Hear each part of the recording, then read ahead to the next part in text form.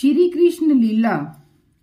श्री सुखदेव जी कहते हैं, प्यारे परीक्षित, भगवान श्री कृष्ण ने इस प्रकार इक्ष्वाकु नंदन राजा मुचकुंद पर अनुग्रह किया।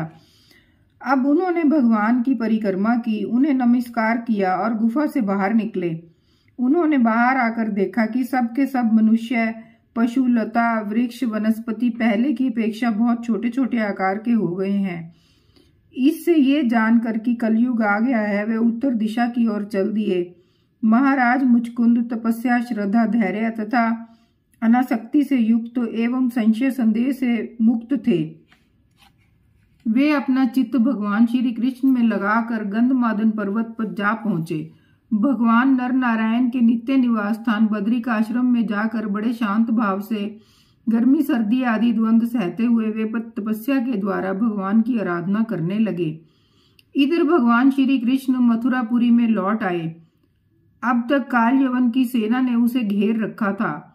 अब उन्होंने मलेच्छों की सेना का संहार किया और उसका सारा धन छीन कर द्वारका को ले चले।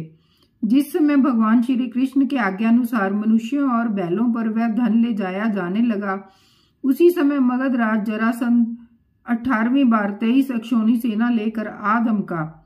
परीक्षित, शत्रु सेना का प्रबल वेग देखकर भगवान श्री कृष्ण और बलराम मनुष्यों की सी लीला करते हुए उसके सामने से बड़ी फुर्ती के साथ भाग निकले।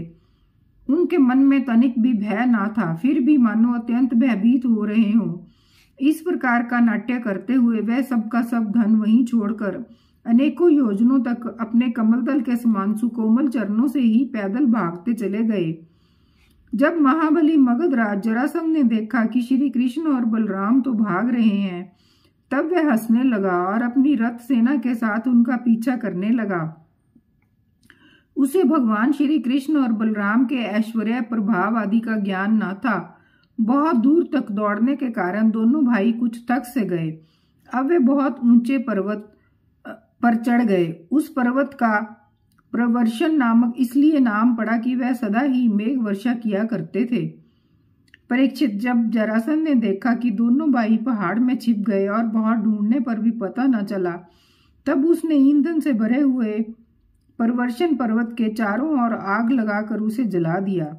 जब भगवान ने देखा कि पर्वत के छोर जलने लगे हैं, तब दोनों भाई जरासंध की सेना के घेरे को लांघते हुए बड़े वेग से उस 11 योजन ऊंचे पर्वत से एकदम नीचे धरती पर कूद आए।